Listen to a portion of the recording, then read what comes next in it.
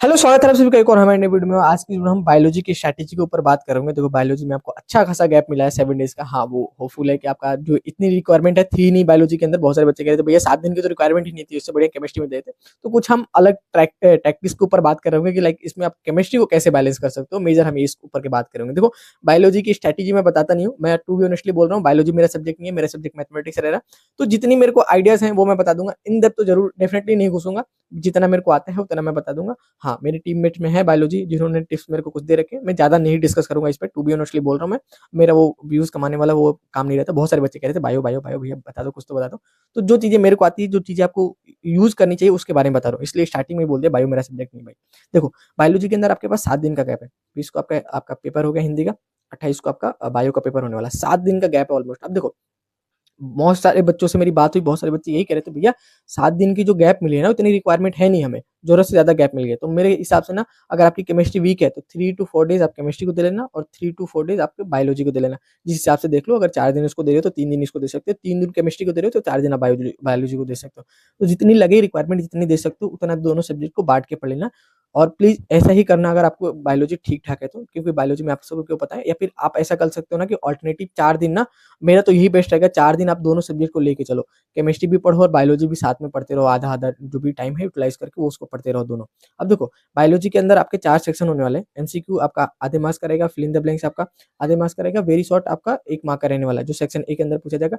Section B के अंदर आपका 1.5 मार्क का क्वेश्चन रहेगा, जो शॉर्ट आंसर टाइप में आता है। सेक्शन सी के अंदर आपका लॉन्ग आंसर टाइप का क्वेश्चन होगा, जो आपका 3 मार्क का पूछा जाता है।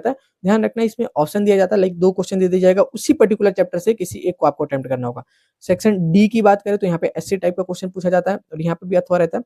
4 मार्क का एक क्वेश्चन रहेगा, 2 क्वेश्चन दिए जाएंगे, उसी पर्टिकुलर चैप्टर से एक क्वेश्चन को आपको अटेम्प्ट करना होगा।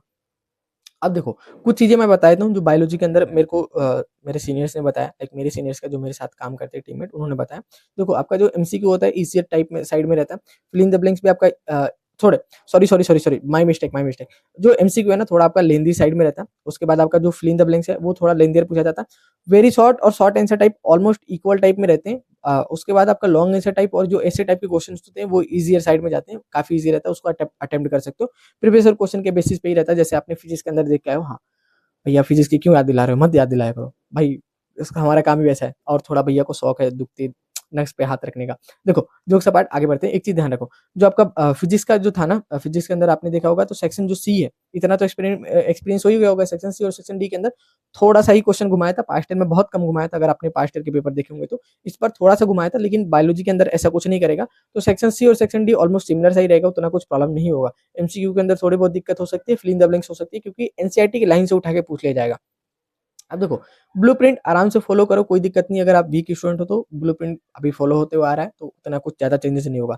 मॉडल पेपर जो ऑफिशियल मॉडल पेपर है आपका, जो ब्लूप्रिंट रिलीज हुआ था उसके साथ एक मॉडल पेपर भी रिलीज हुआ था, उसको कर लेना। 7 to 8 मार्क्स आपके फ्री के हैं, वहां से इजीली क्वेश्चन रिपीट होते हैं। फिजिक्स के अंदर भी हुआ था, आपके हिंदी में भी हुआ था, इंग्लिश में भी हुआ था, इस बार भी हो जाएगा। इंपॉर्टेंट क्वेश्चंस और पीवाईक्यू कर लेना। बोर्ड जोन के इंपॉर्टेंट क्वेश्चंस हम कल तक रिलीज कर देंगे, कल परसों तक, तो उनको भी करके जाना आराम से। और जो इंपॉर्टेंट डायग्राम्स है, जो मेजर जो चीजें बच्चों को दिक्कत करती है, उसकी भी हम वीडियो डाल देंगे, उनको भी कर लेना। बाकी देखो, बायोलॉजी ऐसा सब्जेक्ट है, काफी अच्छा खासा गैप दे रखा है, तो इतने गैप को ना बहुत अच्छे तरीके से यूटिलाइज करना है। ऐसा ना हो कि भैया ठीक ठाक था, कुछ अलग ही कांड करके बैठ जाए। लास्ट के 2 पेपर बचे हुए हैं, अच्छे से कर लो। और कुछ ऐसे जो बच्चे हैं जिनका पीसीबी सब्जेक्ट भी है और पीसीएम भी सब्जेक्ट है, बाबू राव, आपके लिए तो उतनी ही डेट्स हैं जो मिनिमम डेट्स हैं सबके लिए, ठीक है। तो अब उसके लिए कुछ नहीं कर सकता मैं। बाकी इनको अच्छे से कर लेना। अभी आपका बायोलॉजी है, उसके बाद आपका केमिस्ट्री का पेपर है, उसके बाद खत्म है।